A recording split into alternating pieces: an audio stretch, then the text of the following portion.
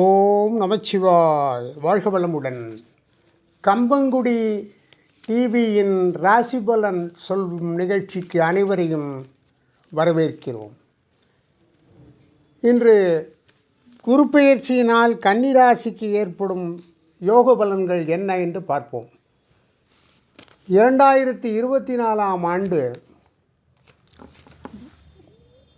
குரு பெயர்ச்சி குரோதி வருஷம் சித்திரை மாதம் 18ஆம் தேதி 11:57 பகல் மேஷத்திலிருந்து ரிஷபத்திற்கு செல்கிறார். ரிஷபத்துக்கு அதிபதி சுக்கிரன். எல்லா ராசிகளுக்கும் சில நல்ல பலன்கள் கிடைக்கும். 5ஆம் பார்வையாக கன்னிராசியை பார்க்கிறார். குரு 7ஆம் பார்வையாக விருச்சிகத்தை பார்க்கிறார். இது கன்னிக்கு 3வது வீடு. 9ஆம் பார்வையாக மகரத்தையும் பார்க்கிறார். இது கன்னிக்கு 5ஆம் இடம், புத்திரஸ்தானம். கன்னிராசிக்கு குரு 4ஆம் பாவத்திற்கும் 7ஆம் பாவத்திற்கும் அதிபதி. காலச்சக்கரத்தின் முதல் வீட்டிலிருந்து 2வது வீடான ரிஷபத்திற்கு இடப்பெயர்ச்சி ஆகிறார். கன்னிராசிக்கு எத்தகைய பலன்கள் கிடைக்கும் என்று பார்க்க வேண்டும். குரு 4ஆம் பாவம் 7ஆம் பாவத்திற்கு அதிபதி. 7ஆம் பாவம் என்றால் மனைவி கணவன் அந்யோன்யம், நண்பர்கள், கூட்டுத்தொழில் வளர்ச்சி. இதற்கு காரணமாக இருப்பவர்கள். கன்னிக்கு பொதுவாக சாத்வீகமான முறையில் எதையும் செய்யக்கூடியவர்.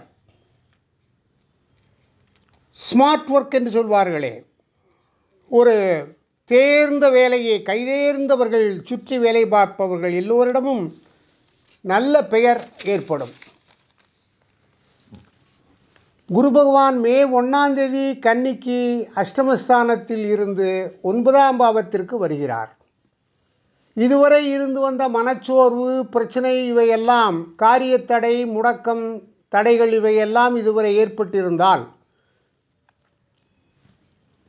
இந்த மே முதல் நாளிலிருந்து 2024 மே முதல் நாளிலிருந்து அவையெல்லாம் சரியாக வரும்.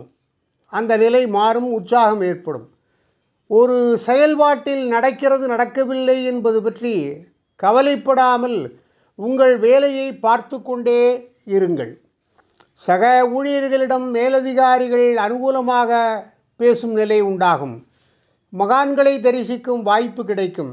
இப்போது 9வது பாவத்திற்கு வருவதால் நன்மைகள் அதிகம் கிடைக்கும். 4ஆம் பார்வை அதிபதி 3க்கு வருவதால் பிடித்த இடமாற்றம் ஏற்படும். குடும்பத்தோடு இருக்கும் சூழ்நிலை ஏற்படும். வெகு நாளாக பிரச்சனைகள் இருந்து இந்த சமயத்தில் மிக எளிமையாக துரிதமாக அவைகளெல்லாம் தீர்ந்துவிடும். உறவினர்களுடன் கருத்து வேறுபாடு இருந்தால் சுமூக நிலை ஏற்படும். திருமண பாக்கியம் கைகூடும். தன தானிய பலன் கிடைக்கும்.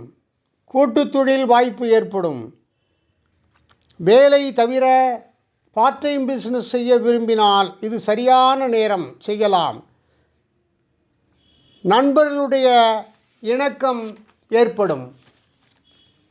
குரு பகவானின் பார்வை நன்மையை மட்டுமே செய்யும். குரு பகவான் நேர் பார்வையாக கன்னிராசிக்கு 3ஆம் பாவத்தை 7ஆம் பார்வையாக பார்க்கிறார். சகோதர சகோதரி உறவு மேம்படும். நண்பர்கள், உறவினர்கள் உறவு நிலை நல்லபடி இருக்கும். 5ஆம் பார்வையாக ஜென்மஸ்தானத்தை பார்ப்பதால் நல்ல பலன் உண்டு. ஊதிய உயர்வு கிடைக்கும். உடல் ஆரோக்கிய குறைவு ஏற்பட்டால் உடல்நிலை சீராகும். வருமானம் அதிகரிக்கும். குரு 9ஆம் பார்வையாக கன்னியின் 5ஆம் பாவத்தை பார்க்கிறார். குழந்தை பாக்கியம் கொடுப்பார். நல்ல புகழ் கிடைக்கும். தனதானியம் லாபம் அதிகரிக்கும். உத்திரம் 2, 3, 4 பாவங்களில் பிறந்தவர்களுக்கு உத்தியோக உயர்வு, சம்பத் ஏற்படும். ஹஸ்தம் நட்சத்திரத்தில் பிறந்தவர்களுக்கு புகழ் உயரும். பட்டம், பதவி கிடைக்கும். சித்திரை 1, 2ஆம் பாவத்தில் பிறந்தவர்கள் புனித இடங்களுக்கு நகருவது, இன்ப உல்லாச சுற்றுலா செல்வது, மகான்கள் தரிசனம் இவையெல்லாம் ஏற்படும். குரு பகவான் பூமியை விட 100 பங்கு பெரிய கிரகம். ஜீவராசிகளுக்கு ஜூபிட்டர் பாதுகாப்பு பூமிக்கு ஏற்படுகிறது. குரு பகவான் அருளால்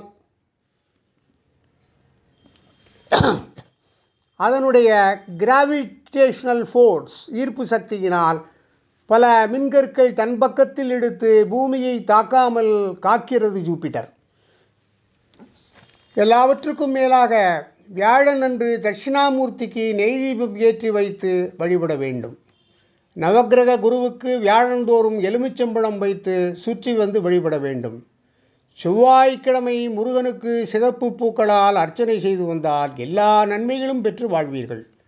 கன்னிராசிக்கு சகல சம்பத்துக்களையும் கிடைக்கும்படியாக எல்லாம் வல்ல எம்பெருமானை வேண்டுகிறேன். வாழ்க வளமுடன். ஓம் நமச்சிவாய.